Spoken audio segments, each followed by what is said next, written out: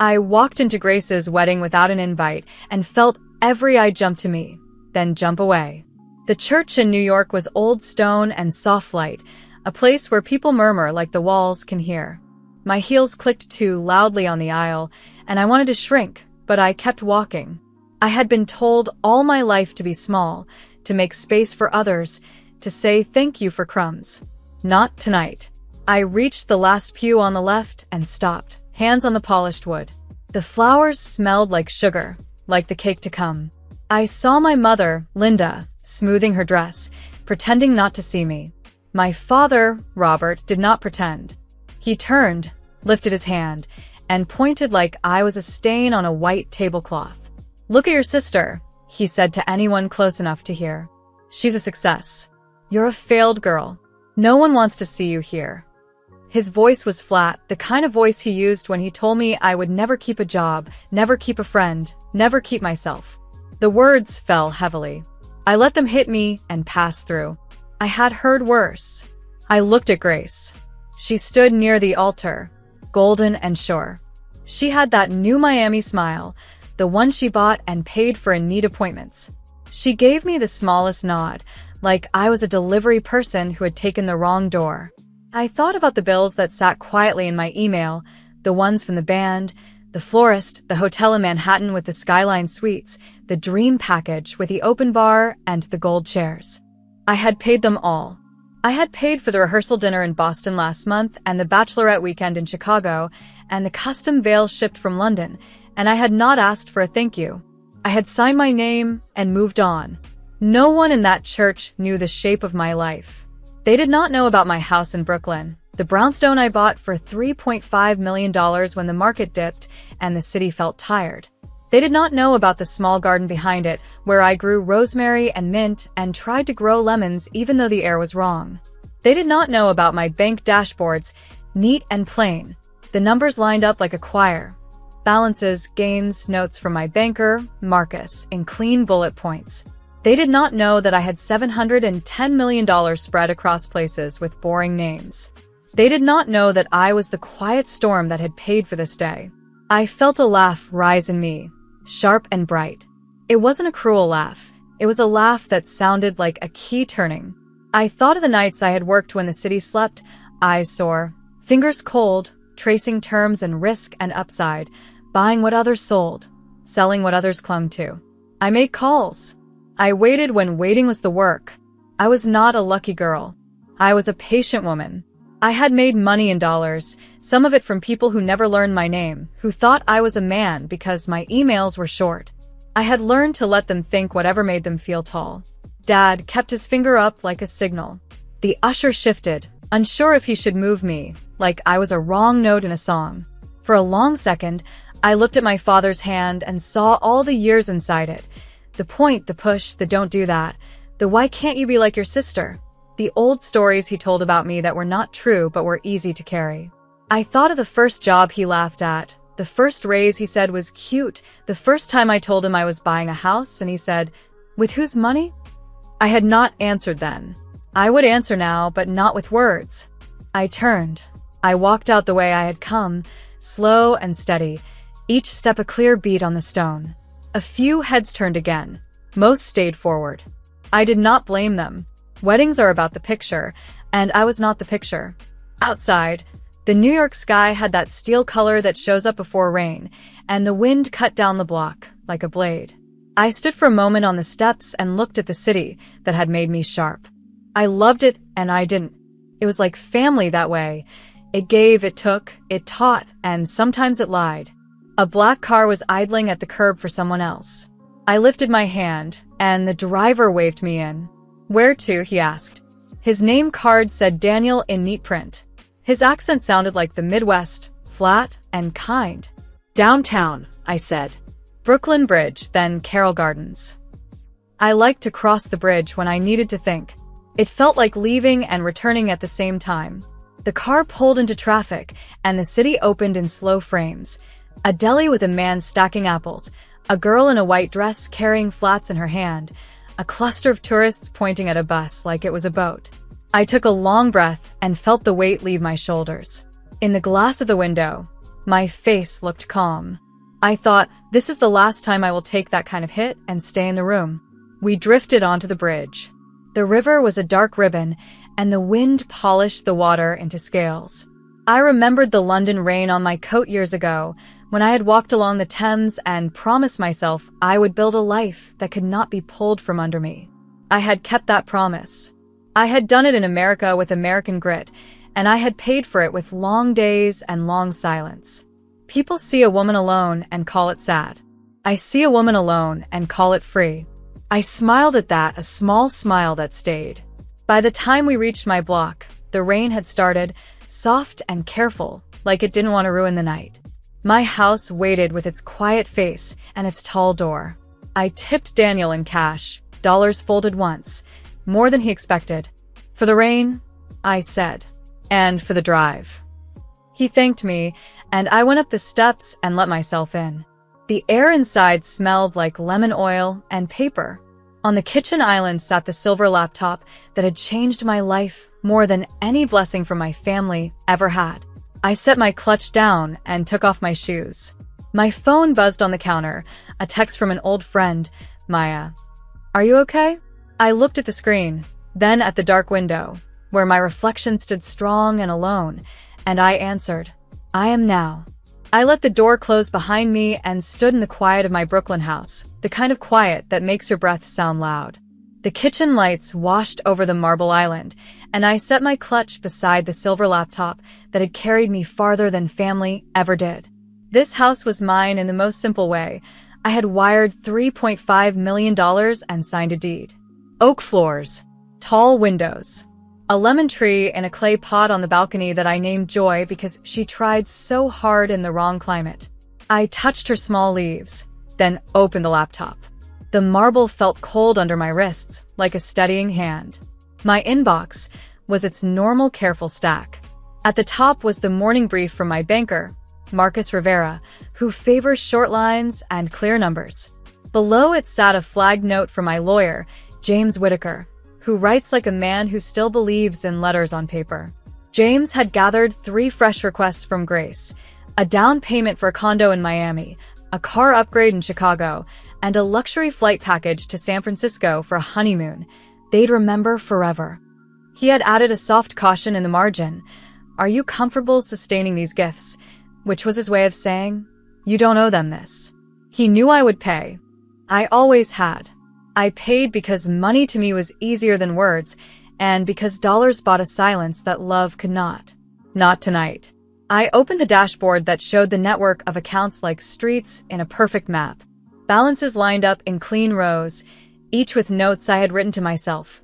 Park here, move by Q3, cap at $15 million, rebalance 60/40ths. The numbers were simple. The feelings were not. I moved through the list with a calm, I save for storms. First, the cards are tied to my family. I saw the names in small gray text: Robert's fuel card, Linda's boutique line, Grace's lifestyle account, and closed them in order. Confirm, confirm, confirm. Then I ended the autopays for their phone plans, their club dues, and the cloud storage Grace used to back up photos of her new kitchen. I canceled the tiny streaming bill Dad liked to brag about paying, and I smiled when I hit end. I froze the trust that sent Grace $25,000 each month with the note sister stipend, a phrase that had felt cute once and now felt like a lie. When it was done, the dashboard looked like a cleared field after snow. In 5 minutes, I had changed the air in my own life. I sent James a line. All family-linked accounts closed. Trust frozen. Please update letters. And put my laptop to the side. I stood at the window and watched the rain bead down the glass. The city outside kept moving, sirens and tires, and the hum I know by heart. Inside, I felt still, like a new page had been placed in front of me and my pen had been set down with care. My phone buzzed. Maya, are you sure you're okay? I told her yes. She said, dinner? She always offers food when I'm hurt, because she believes in warm plates and chairs that face each other. I love her for that. Not tonight, I wrote. I'm leaving. She sent a heart and then a line that made my throat tight. Proud of you for choosing you. I walked through my house and checked the rooms as if I were a guest who had borrowed them. In the front parlor, the long blue couch faced 2 framed photos of the Atlantic taken from a pier in New Jersey. In the study, a map of America hung above the desk, small flags pinned where I had made my first gains. A battered duplex in Cleveland I had bought for $82,000 in a winter so cold the pipes cracked. A foreclosed cottage near Savannah that I bought for $119,000 and sold 2 years later for $340,000 after sanding, painting, and planting a line of rosemary that grew like a promise. I had a flag in New York for my first million, and one in London for the first deal I closed in pounds, a tiny nod to Europe that made me smile. I did not keep trophies. I kept notes. On the shelf sat a binder labeled, "Rules I Follow," written in a plain hand. Rule 1. Never spend to be seen. Rule 2. Pay in full or not at all. Rule 3. Give without losing yourself. Back in the bedroom, I pulled a small suitcase from the closet. I packed like a woman who has learned not to carry what hurts. 1 pair of jeans, a white shirt that fits just right, a soft navy sweater, sandals, swimwear, 3 paperbacks with bent corners, a linen dress that moves like water, and the gold ring my grandmother left me when she said, "By land, not applause." I slid in a leather folder that held my passport and a stack of cards, all in my name. I added a framed photo of me on a beach, hair wild, eyes half closed, my laugh so real I can hear it when I touch the glass. I zipped the bag and set it by the door. I sat again at the kitchen island and opened a clean page in a thin notebook. I wrote a list in straight lines, the way James taught me in a courthouse hall when I was 23. Find a small house near water. Swim every morning. Speak only when I mean it. Spend on peace. Give, but wisely. I added a last line, go to Hawaii, and underlined it twice. America is large enough to start over inside it, and the word Hawaii felt like a key I had been holding for years. I did not need more time with people who used my money as a mirror. I needed time with the ocean. I sent Marcus a note. Pause discretionary transfers to family. Keep cash levels at $60 million. Move the rest per plan. And he replied in 5 minutes. Understood. Proud of you. I picture him in his glass office near Wall Street, tie loosened, sleeves rolled. A man who knows where every dollar sleeps. Marcus once told me that wealth works best when it is boring. He is right. My money had grown in quiet ways. In long holds, in clean contracts, in ugly houses made good. There were no tricks. There was time. There was patience. There were nights when my only company was a spreadsheet and a clock. Grace called. I let it go to voicemail and then listened. "Hey," she said. "I saw some payment issues. Can you check? The Miami agent is waiting." Her voice sounded like she was walking through a store, like she was touching things that would never belong to her. I thought about calling back. I thought about telling her what Dad said in that church and how it felt like the last match in a damp book finally caught. Instead, I texted one line, "I'm not funding your life anymore." 3 dots pulsed and then vanished. No reply. I stood, washed my glass, and wiped the counter until the marble shone. My house looked the way I wanted my days to look, clear, honest, paid for. I turned off the lights room by room and left only the small lamp by the door, a warm coin of glow on the floorboards. I lifted my suitcase and felt how light it was. Maybe that was the point, to carry only what I chose. I locked the door behind me and listened to the click. It sounded like a new kind of yes. Dawn met me on the curb with a thin wind and a sky the color of tin. I rolled my suitcase into the car and told the driver to take me to JFK. The streets of New York were quieter than I had ever seen them, as if the city had agreed to stop and breathe with me for a few hours. Storefronts yawned open, a baker swept a square of sidewalk, and a runner crossed against a red light with the bold grace of someone who believes the morning belongs to her. I pressed my palm to the cool glass and felt a small pulse of fear. I had made big choices before. Houses, deals, dollars moved in careful lines. But this choice felt like stepping from a long shadow into a wide field. I said the word in my head, Honolulu, and the word answered back with light. At the terminal, I bought a one-way ticket with the calm swipe of a card that has never been declined. The agent wore red lipstick and wished me a good journey. I said thank you, and meant it. As I passed through security, a man in front of me kept apologizing to the guard for his belt, his coins, his phone. I waited and did not rush him. When it was my turn, I lifted my arms, let the machine see me, and walked on. The waiting area felt like a small city, families building forts out of hoodies, couples sharing headphones, a soldier with a backpack too large for his narrow frame, reading a tiny book. I found a seat by the window and watched the line of planes like a string of bright fish. On the plane, I had a window seat. A woman with clear eyes and a soft green scarf sat beside me and tucked her bag under the seat with neat hands. "I'm Emily," she said, and smiled the way people smile when they've been on the road for a while and want to be gentle with strangers. She told me she was flying home after a month in Europe, where the streets are small and the church is tall, and the coffee tastes like it has a history. I told her I was starting over in Hawaii. I did not explain the wedding door or the long years of paying for peace. I said I needed sun and salt and a house where the loudest thing at night would be the sea. "Good," she said. "Begin again." It sounded like a blessing, and I took it as one.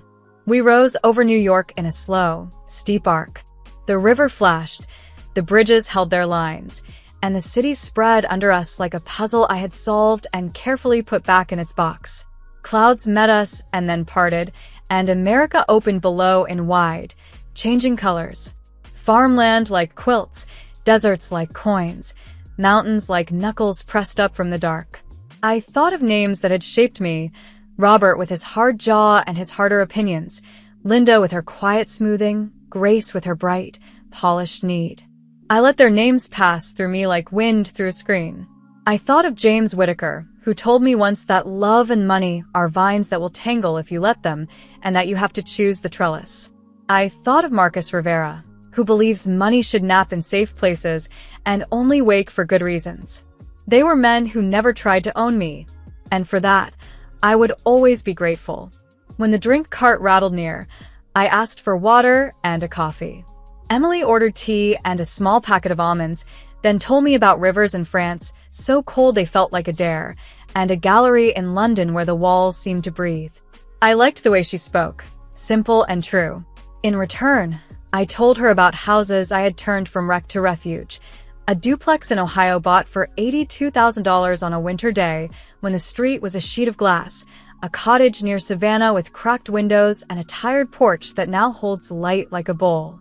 I told her about dollars placed like seeds and the long patience it takes to watch seeds become shade. She nodded as if she could see each place as I said it. We did not talk about the number, $7-10 million, which sits in my mind like a quiet lake.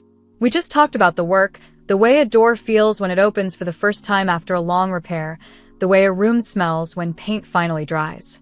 Hours passed in the ordinary way that makes flying surreal. I wrote in my thin notebook, the one with the soft cover that fits in the pocket of my coat. I wrote about a small house near water, about swimming at sunrise, about speaking only when I mean it. I wrote that I would spend on peace and give, but wisely. I wrote that I would let Hawaii teach me how to be still. I thought about price without flinching, the plane ticket, the house I would buy, the fresh start that costs nothing and everything at once. I thought of pounds I once earned in London and how I had smiled at the conversion, as if it were a small riddle only I could solve. Money to me is not noise. It is a set of choices waiting to be made. I want those choices to sing. When the cabin dimmed and shade slid down, I rested my head against the window and watched the wing cut the light. Sleep came like a tide. In the drift of it, I saw my father pointing at me again, but this time his finger wilted into a leaf and fell. I saw my mother's hands smoothing a dress that would never lie flat. I saw Grace in a kitchen with tall white walls, reaching for a bill that would not arrive. I did not feel cruel. I felt clean. I felt like a woman who had finally placed her own name on the deed to her life. I woke to the soft clink of ice. The flight attendant smiled and asked if I wanted anything. "More water," I said, and she brought it like it mattered. Emily was asleep, her scarf a pool of green at her throat. I Open the shade an inch. The ocean looked like brushed steel rolling to the edge of the earth. Somewhere down there was the line that would become my porch view, the waves that would set the tempo of my days. I pressed my palm to the glass like I could touch the air that would soon be in my lungs. When the captain spoke, "We'll be landing in Honolulu shortly," the cabin stirred like a field of grass in the wind. People stretched and sat up and began to gather their small worlds. I tucked my notebook away, set my shoulders back, and felt the old city slide from my bones. Emily woke and smiled and squeezed my hand in a quick, friendly way. "You're going to be fine," she said. I believed her. We dropped through a bank of cloud, and then the island rose to meet us, green and gold and edged with white. I thought of the house I would find. Cedar siding, wide windows, a porch that faced the sea. I thought of wiring the funds without a tremor, dollars flowing like a river toward a home that would keep me. I thought of mornings when I would walk to a market and learn the names of fruit by taste, not by price. I thought of nights when the waves would speak in a voice older than any story told about me. The wheels touched down with a soft shiver. I felt it in my chest. We had arrived, and so had I. Hawaii met me with warm air that smelled like rain and salt. In Honolulu, I signed for a cedar house with wide windows and a porch that faced the sea. The price was $4.2 million, wired in one clean move from an account that never shakes. The realtor, a calm woman named Rachel, handed me the keys and said, "Welcome home." I believed her. The house had pale floors, a long table, and a blue couch that matched the morning sky. I kept the rooms light and spare, the way I wanted my days to be. I slept that first night with the doors open to the sound of waves. I woke at sunrise and walked down to the water. The ocean was silver at the edge and deep blue farther out, as if the day were being poured in. I swam an easy line along the shore and let my breath set the rhythm. Later, I walked to the market with a canvas bag and learned the names of fruit by taste, not by price. A man at a stall, Daniel from Boston, cut a slice of pineapple and said, "On the house." I paid anyway in dollars and he laughed. "You're stubborn," he said. "I'm steady," I said. By the end of the week, I knew my neighbors. There was an old surfer named Ben who had a white dog and a soft voice. There was a teacher named Olivia who grew herbs on her porch and traded mint for lemons from my tree.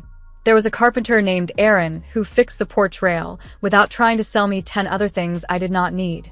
"You look lighter every day," Ben told me one morning as we watched the water roll in. I said, and felt the truth of it move through my chest like a small tide. In the afternoon, I set up my long table by the open doors and worked through a quiet list. I called James Whitaker in New York and asked him to finish the letters closing the old support lines. He said he already had drafts and would send them by evening.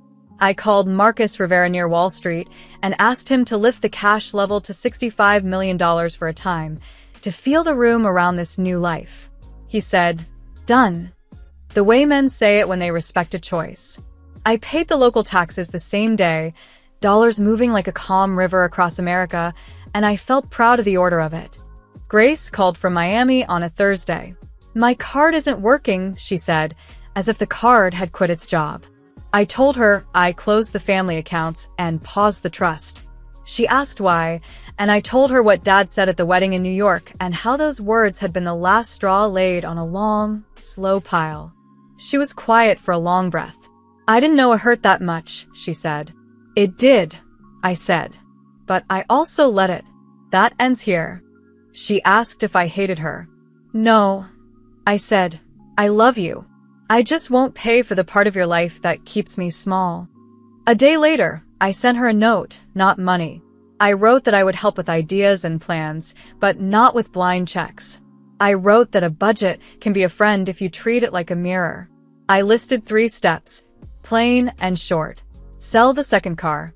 Pay off the small debts first. Call a counselor and speak the heavy things out loud. I told her I would read a plan if she wrote one. She did not reply, and that was fine. I have learned that silence is also an answer, and not always a cruel one. At night, the waves spoke like a metronome, steady and sure. I sat at the table with the porch doors open and wrote. I wrote about money and mercy, about houses and hearts, about the way America can make you and unmake you, and then make you again if you let it. I wrote about Europe, too, a little line about London rain, and the time I earned pounds and smiled at the quiet math of it. But mostly I wrote about the shore, this small house, this clean voice I finally recognized as mine. The pages are filled with simple words. I did not try to be grand. I tried to be true. One evening, Robert called from New York. The phone rang 3 times, then showed his name. I let it go to voicemail, then listened. His message was short. "Call me," he said, like a command. I did not. Instead, I wrote him a letter on good paper. I said I would speak to him if he could speak to me without the old point and the new shame. I said I was not a failed girl. I was a woman who built a life and paid for it in dollars and in time. I signed my name in a steady hand and mailed it. If he wants to meet me as I am, he knows where to find me. Days made a pattern I liked. Swim, market, work, walk, write, rest. I learned the water by color and the wind by sound. I learned which nights the stars felt near and which mornings the birds began before the light. I kept the house simple and cared for. I repaired a hinge, oiled a door, and ordered a rug that felt like soft grass under bare feet. I chose each thing with care, the way I now choose each promise. Peace can be plain, plain can be beautiful. I have the money to fill rooms, and I choose space. When I missed people, I called Maya in Manhattan and Emily in California, and we talked like women who know each other's real names. We did not talk about totals. We talked about good coffee, hard days, small wins, and the work of being kind to ourselves. When I missed noise, I walked into Honolulu and let the city remind me that life does not stop just because I changed mine. I tipped in dollars. I listened to street music. I walked home before dark and watched the porch light turn the steps gold. Here is my truth, written plain so I cannot forget it. I was called failed, and I walked away. I closed the doors that hurt me.